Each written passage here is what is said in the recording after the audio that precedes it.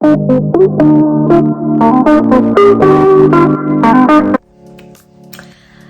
everyone and welcome to today's video. So I'm making a YouTube video after super long and it feels so awkward.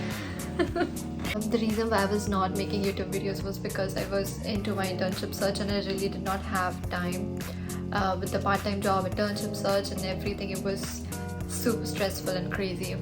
Anyway, I have my final project presentation tomorrow and here I am making another video. In this video I'm going to talk about apartment search in Boston. So this video is going to be specific for like Boston rentals, okay? Because I really do not have idea about any other states. So you know, apartment searching in Boston is like a treasure hunt. When I say that, I mean it literally in every, because you know, it's very difficult to find a good apartment that fits within your budget and that is close to the university. There is always something in an apartment that you have to compromise. It's increased like crazy. So this year it's going to be a lot difficult for you to find good apartments that fit within your budget. Even if you share, the rent is going to be somewhere around like $650-700. So your monthly budget will go up to like $1,000 or $1,200. So yeah, that's how it is going to be. And I'm not going to give you a list of available apartments in Boston or something like that, because to be honest, even I'm not sure which apartments are available and I'm looking for apartments myself. So I'm just going to guide you about how to go with your apartment search or how to use these websites, apartment renting websites, okay? So let's start with Zillow. So Zillow is one of the apartment renting website. So yeah, so whenever you start with your search, first make sure that you know where Northeastern University is. So okay, I'm confused myself now. Yeah, so this is where Northeastern University is. Like, this is the Marino Center, and yeah, so basically this is the area where our university is. So if you see apartments around this area somewhere, it will be good. So this is the Fenway Park. Yep. So you're not able to see apartments because, you know, I've put no filters. So you can just go on and select the number of bedrooms or the bathrooms that you want. Let's assume that you're still looking for a 2-bedroom apartment and it should be for rent, right? And your price range is somewhere around for a 2-bedroom apartment, 2,400. So now you can see that there are very few apartments in that price range. Anyway, so this Hemingway Street, it's a very good street and it's easily accessible to the university. Similarly, Gainsborough Street, Symphony Road, Westland Ave is where I live. So yeah, so these streets are really good street and they are very close to the university. Also, if you rent an apartment on Forsyth Street, Parker Street, all of these areas are good. Being said that, once you cross the Fenway Park, also Queensberry Street, Jersey Street, Peterborough Street are good. Then I'm zooming out a little bit. So this is the Mission Hill area. In the Mission Hill area, you will find really good apartments. Like, these apartments are very big and spacious. So previously the rent for these apartments used to be low, but now they have increased the rent. However, you can look for apartments in this area. Most preferably you'll find a 4-bed apartment or a 3-bed apartment. So the Calumet Street, Wade Street is good. Apartments in this area are really nice and they are easily accessible. So this the symbol, it stands for a subway stop. So this means that this station has a subway stop over here. So any apartment that is closer to the subway is a good one. And if you want to go farther away, then you can also check Jamaica Plain area. So I know everyone keeps saying that Jamaica Plain is not safe, it's this, it's that, but to be honest, the apartments in Jamaica Plain are very big. And if you are someone who is like a first year grad student, then I will really suggest you to not go far away from the university and stay within 2 miles of the university or 25-minute max walking distance, because it's just very convenient if you get on campus job, and yeah, it's just very convenient. And if you are someone who's coming from another country, then it takes some time for you to understand that which areas are good, which areas are not good, and how to commute to different places. So it would be really nice if you stay close to the university. But if you're someone who is looking for apartments, later on, you can go to other areas like Jamaica Plain, or Roxbury. So yeah, anyway, let's get back to this one. So this is the Jamaica Way area. This is the Heath Street subway. So this road is also a good road. If you find any apartments on this road, it's really nice because this is like a main road, and this has a lot of shops and restaurants over here. It's a good area. Then if we move to the Roxbury area, train station, this is the center street. On the right side of Columbus Ave, we have the Jackson Square train station. So Jackson Square train station is like Ruggles is a train station in Northeastern University. So you have to get on one of the trains and then just on the orange line, and then you have to get down at Jackson Square. So all the apartments nearby Jackson Square, I think that they might be good. To be honest, I have seen some apartments myself in Jackson Square, and yeah, I really like them, and I'm looking forward to renting one of the place. However, I'm not sure, but I have many friends who live in this area and they did not complain about anything, so I assume that this will be safe. Being said that, there are also many people who are scared to go in this area, so I am not sure. This is your choice if you want to go with it or not. But there are many students who live nearby Jackson Square. So if there is an apartment which is very close, like a 2-minute or 3-minute walk to the train station, then I assume it should be good. Just make sure that whichever apartment you are renting, it is within 2 miles from the university, so that you can get red eye during the night and you don't have to take the subway. The subway works until 1:30 or 2 a.m. at night. I'm not sure if it's 1:30 or 2 a.m. or maybe 12 a.m. I'm not sure, but yeah, it only works up till a certain time in night. And if you get some on-campus job like mine, so mine is I work at Wollaston's and it ends at 1 a.m. at night, so it's very difficult for me to commute from my workplace to my apartment. If I would obviously be staying at Jackson Square. So just consider all these things when you are renting a place. But being said that, nearby Jackson Square, you can look for apartments on the center street, and I have a lot of friends who stay on Armory Street, so that's a good one too. Then, so yeah, I think this is how you should go with your apartment search. Just try to locate the university, so the university is in this area, and then go with just selecting the apartments that you like, that fit within your budget. Try to use different filters, and if you like some apartment, if you like this apartment, so first of all, below there will be a contact number over here. So I'm scrolling down and here I get this contact number. So in order to call this number, you can use the Remitly app. It has free calls to the United States, so you can use the Remitly app, call on this number and speak to them directly, or you can just send a tour request, and in your tour request you can include a message saying that I want a virtual tour for this place. So there are a lot of renting websites. The best ones are Zillow, apartments.com. I also use Trulia, and then there is another website that I'm using recently, which is rentnobi.com, and also you can go through brokers. So here thing is that if you go through brokers, even if you use Zillow, ultimately a broker is going to reach out to you. So brokers charge 1 month rent as their brokerage fee, so you'll have to pay, if the apartment costs you $2,000, you'll have to pay $2,000 as the brokerage fee. But most of the apartments which are not listed on Zillow, the brokers have these apartments, and actually brokers can suggest you good apartments. So if you don't have a friend over here, I will suggest you to go with a broker. You can ask them any questions that you have, and they are reliable. Just make sure that the broker is not a scam. And also I have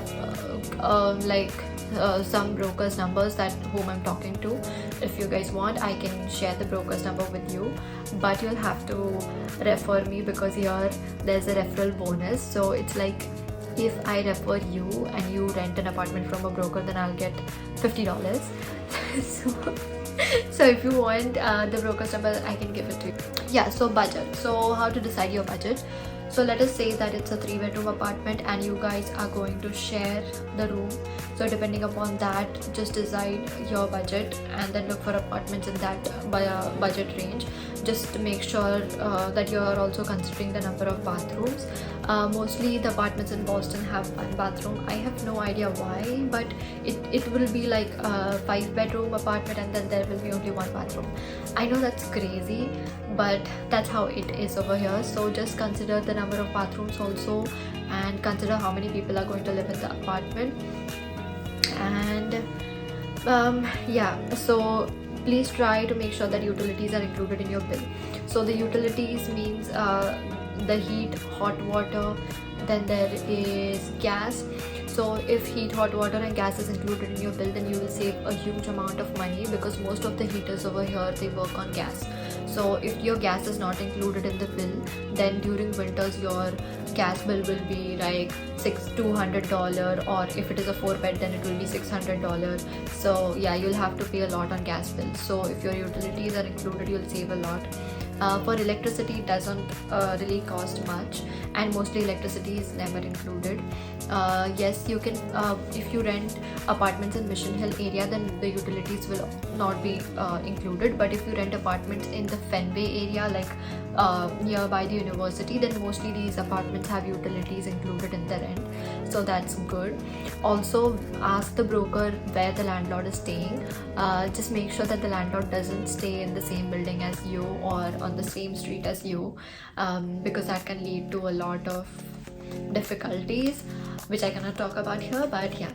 And then just also make sure that how is the property management. So if there is an issue with your apartment, then the property management should be they should respond to your requests and stuff.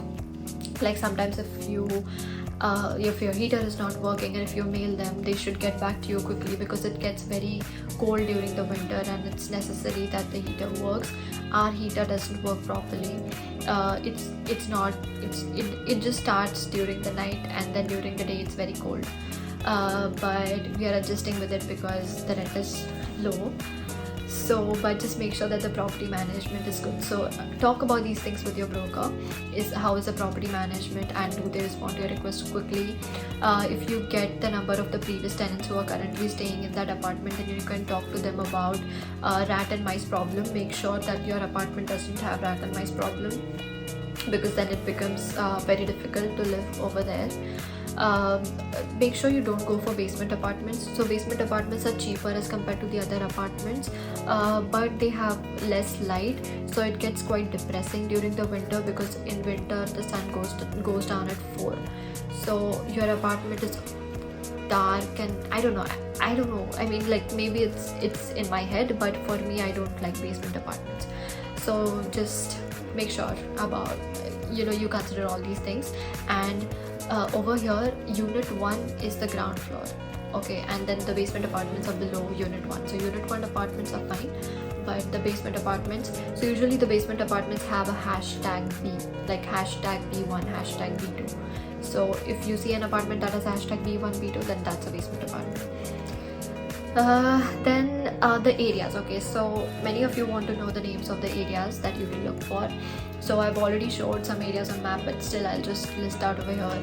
You can look for Westland Ave, you can look for Fenway, Park Drive, Boylston Street. Boylston Street is an amazing area, but the apartments over there are extremely small. They might look big in the videos, but when you go like in actual these apartments are very small. Then you can look for Mission Hill area. Mission Hill specifically, Calumet Street, Tremont Street is good in Mission Hill.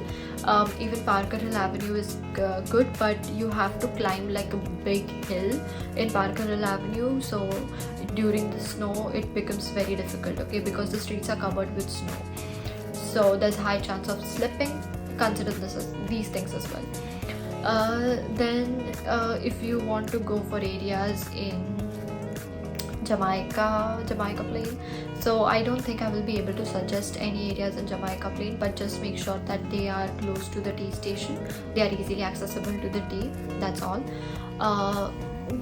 So I guess I've mentioned all the areas. Yeah, Hammond Way Street, then there is Burbank Street, Gainsborough Street, Stephen Street, Symphony Road specifically. Yeah, so these areas are good to go. Also Greenwood Street, there was one apartment that I saw on Greenwood Street. It was really good. So Greenwood Street is good, and also apartments on Mass Ave nearby Northeastern University, they are good. Being said that, some people also choose to live in the Brooklyn area. Brooklyn is I think it's a good area, so you can look for apartments in Brooklyn. Just make sure that it's easier for you to commute to Northeastern. And then if you want to go for the buildings, then there are two buildings over here which is very famous among Indian students, like JView Apartments or City View and Longwood Apartments.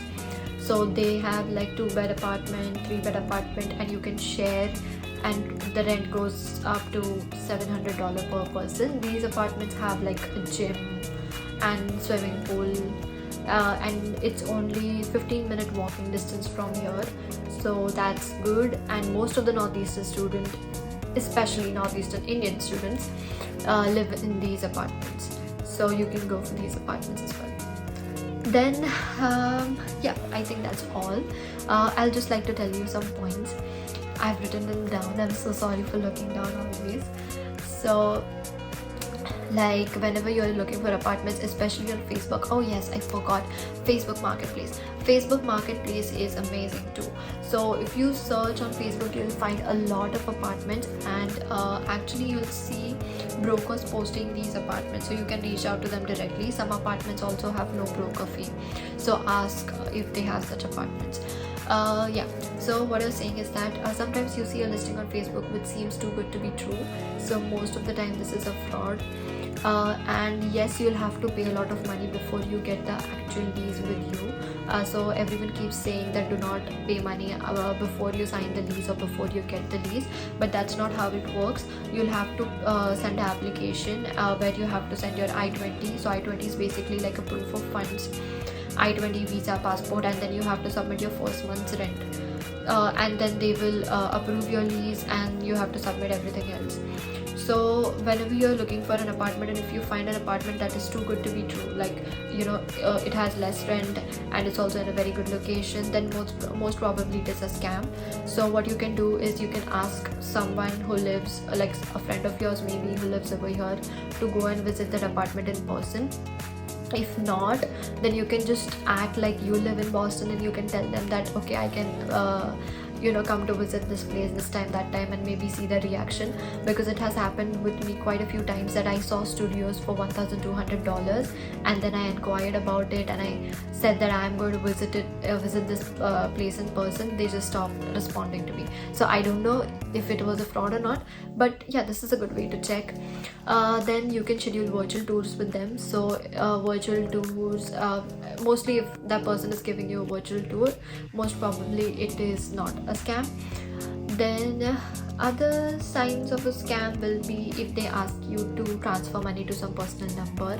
Usually they will ask you to transfer money to a company, business organization, so you can search about them on the internet just before you confirm.